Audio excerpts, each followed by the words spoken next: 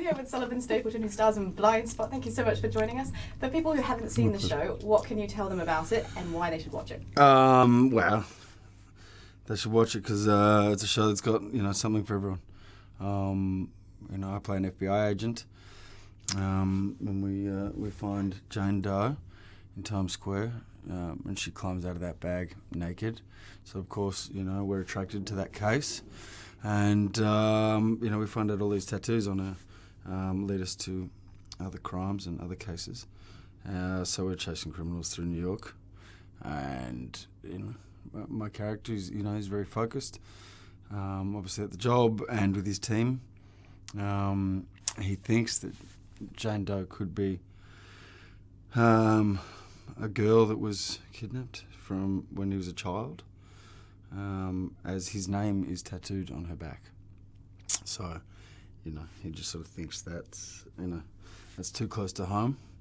And so, they try to help this girl find out who she is because she's got full amnesia. We solve these cases, and then at the end of the first series, we find out that she isn't who she said she was. And she also doesn't know who she is either. Yeah, but she's a liar. She becomes, a friend, and a consultant, and she turns into a massive suspect. So then we don't know what's going to happen, and I don't know what's going to happen. So don't ask me that question. Okay. I know. Other people have been asking me what's going to go on in season 2. Yeah, so do I.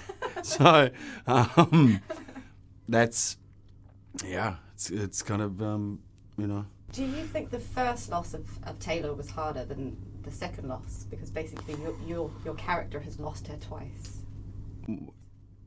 Yeah, but no. Well, no, because she's not Taylor. No, so I haven't lost her twice. But just through that, I think it hits harder now because Kurt is an adult now, and he's an agent. So I think it's harder the fact that his dad admits that he did it and he killed that child, and that Jane isn't who she says she was. So at least it sort of closes that book about what happened to this girl, to Taylor. That's that. And then, his father dies. So that sort of closes that book. Yeah. And then it obviously opens up, this book with, a huge wedge of mistrust. Yeah. And you go on quite an emotional journey. So how do you prepare for those scenes when you're going a bit crazy, like when you're digging? I'll just do it. It's funny. I screamed in that scene. That wasn't in the script, but I sort of. It's good. They let me sort of do what. What would you do if you're digging up bones of someone a child that went missing? A family friend that you were babysitting after your father admitted that he did it, and it's like just to sort of. Put that evidence in your hands. I just screamed. Because it was kind of hard. Yeah, the comprehension. Yeah, it's like, I don't know. That wasn't in the script, so it's like, what do you do? Silently just sit there and go, fuck, my dad actually did it? Or do you sit there and scream, that your dad, and you lived with that for like 25 years, I think. So that kind of hurts, to be an FBI agent and living with, a criminal that's your father, a murderer. And how did you actually become involved in the show in the first? Well, I was an unemployed actor who had just finished Strike Back, and then, my agents had sent a few scripts, and this one won. Hands down. It was a great story. It was a great premise for a series that, I hoped, I hope they sort of stuck with the, sort of that the pilot and what was sort of developed there, and they did, and you know, the icing on the cake was that the audience loved it. Yeah. And, did you expect it to be such a hit? No, and I think you hope for it, but I think anyone's an idiot that sits there and says they expected it. Fucking dumb actors. You hope for it, but it's like you don't know, and you never know what's going to hit or what's going to be a success, whether it be TV or film.